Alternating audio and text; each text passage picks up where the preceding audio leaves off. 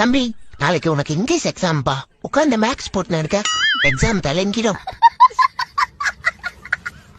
படி படி, நான் எவ்வளவு டிஸ்டர்ப் பண்ணாலும் நீ நல்லா படிக்கணும். அப்பதான் ஒரு நல்ல மாணவனுக்கு அழகு. இந்த நான் எவ்வளவுதான் கஷ்டப்பட்டு போச்சாலும் ஃபெயில் தான் ஆக போகுது. எப்படி நடிக்குது பேர் படிக்கிற மாதிரி. ஐயோ கொஞ்சம் கோபமா முறைக்கிறோமா? அடியே அருந்ததி இதுக்கு அவன் தரையில உட்காந்துட்டு போயிடலாமேங்க. எதுக்கு ஊஞ்சல் போனா போதுன்னு பின்னாடி உட்கார இடம் கொடுத்தா என் சமாஸ்தானத்தை போட்டு உலுக்கின்னு இருக்கிறேன். உடனப்போ மீன் என்ன டெஸ்டா இருக்குது. மத்தி மீன் எல்லாரும் வாங்கி கொடுத்துக்காங்க. காலையில் நம்ம ஓரல் கிளவி நம்மளுக்கு தயிர் சாப்பாடு தானே கொடுத்துச்சு. இவனுக்கு எங்க மத்தி மீன் கிடைச்சது? மச்சான் மச்சான் ரஞ்சித்தே கொஞ்சம் திரும்புறா. இருந்தா கொஞ்சம் குள்ளாடே ப்ளீஸ்ரா. பெண் உள்ளாச்சு குடுறா, கடிச்சுக்கிட்டே உட்காந்துக்குவேன். பார்க்க வச்சதுன்னு பாவத்தை வாங்கிக்காதமா பிளாக் குடுறா. நாய் அடிய கேள்விப்பட்டிருக்கேன், பேய் அடிய கேள்விப்பட்டிருக்கேன்.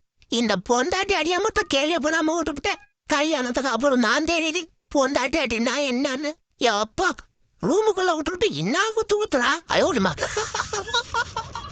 ஏண்டா பள்ளிக்கூடம் போக சொன்னா போய் குண்டு விளாண்டா வர குண்டா?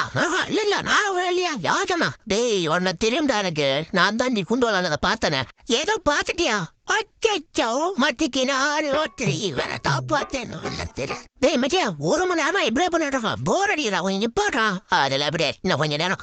ஏய் சொன்னா கேடுறான். அங்க போடுறா வீடியோ எல்லாம் எடுத்து அடிக்க போட்டுறாங்க. சொன்னா கேடுறான். மழையாக்கல பிளாக் நான் கொஞ்ச நேரம் செஞ்சாகணும்.